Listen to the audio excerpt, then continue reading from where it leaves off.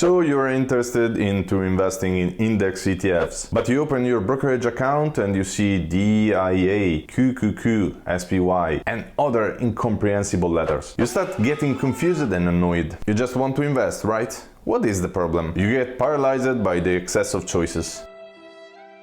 And you decide that you will invest another day again. But here I am trying to give you a clear explanation of what these products are, what is inside of them, what are their historical returns, and what you should buy if you are US or EU based. Hello guys, I'm Giuseppe and I'm a finance graduate and money nerd. And in this channel I try to explain to European millennials how to navigate the world of personal finance and investments. Please remember that this video is just educational and does not contain any financial advice. If you do not know what an ETF is, I leave you the link to my other video, but before starting, let's talk about volatility and returns. Judging a stock or an ETF only based on its return is wrong. A stock can give you an enormous return over investment, but being risky AF. That is why whenever you are evaluating an opportunity, you do not have to consider just the return, but also the volatility of it. That can be considered roughly how much a security is risky. For example, a 10% historical volatility means that in the period analyzed, you can expect the stock to move 10% upside or downside. This will help you evaluate a different ETF and stock in comparison. So let's get started. SPY. This is probably the most famous and suggested ETF globally. This is distributed by State Street Global Advisor, and as per today, 17th of December, it has around 456 billion of US dollar of assets under management. This ETF tries to replicate the performances of the famous SP 500 index that gathers the most important 500 companies of the US economy. It holds inside 503 stocks, and in the last 10 years, considering the period between the 1st of December 2013 and the 1st of December 2023, it has performed an average of 10% compounded annually, corresponding to a total return of 159%. At the same time,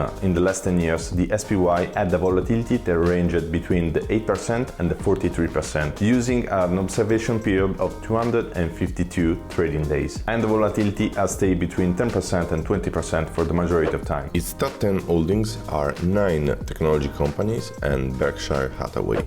As you can see, the SPY is composed almost at 30% by technology companies, while the rest of the fund is composed by different other industries that allow you to have a very balanced exposure to all the economy. The weights of the stocks inside the ETF are computed based on the market cap, meaning that the companies with a bigger market cap are going to be weighted more, and that is why the top 10 is dominated by tech. It has a yearly management fee of 0.09% and a yearly dividend of 1.43%. SPY is a great place to start investing. It is balanced, it has a strong growth component, and you can probably spend your entire life just buying this and you'll be fine. SPY is sold in dollars, so an alternative for European investors can be the Vanguard SP 500 UCITS ETF, ticker BUSA. We can start by the SPY as a point of reference for the other two indexes. We can consider this as the most basic ETF and see what else the market has to offer. QQQ or Qs is the ETF tracking the Nasdaq 100. The Nasdaq 100 index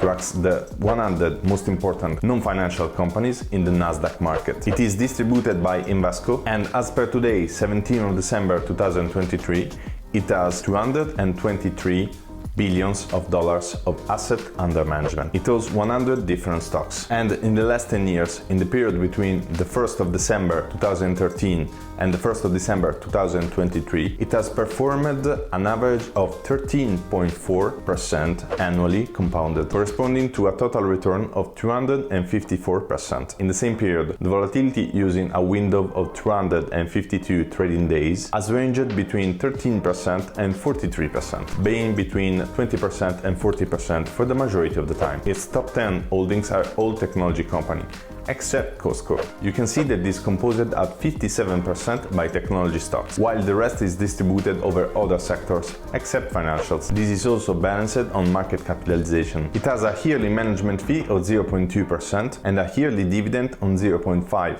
QQQ is definitely a spicier approach to investing. It has a stronger tech component compared to the SPY that also dictates its higher return and volatility. QQQ is sold in dollars, so its European counterpart can be the iShares Nasdaq 100 UCITS ETF, ticker EXXT. sold in euro. Blending SPY and QQQ is already a great strategy. It allows you to mix between aggressive and basic, and you can weight these two based on your risk tolerance. Let's see the last one, DIA. The DIA is the ETF tracking the Dow Jones Industrial Average 30. That is the oldest index in US, incepted in 1896. It is distributed by State Street Global Advisors, and as per today, 17th of December 2023, it has 30 billion USD of assets under management. It includes only 30 large companies of the US stock market, and their weights are based on stock prices instead of market capitalization, meaning that the higher the stock price, the higher the weight of the stock into the index. In the last 10 years, in the period between the 1st of December 2013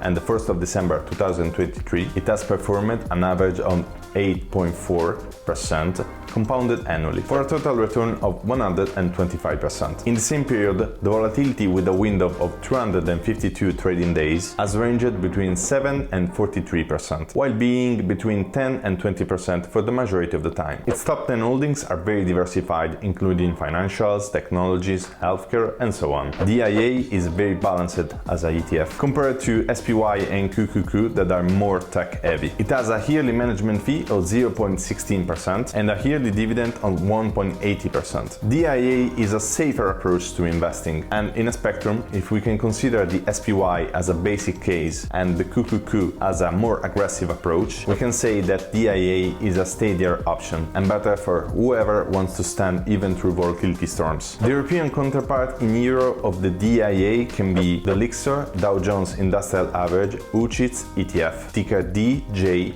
So guys, thank you for watching. I hope you liked the video, and if so, please leave a like and subscribe, and go check my other videos here. Bye!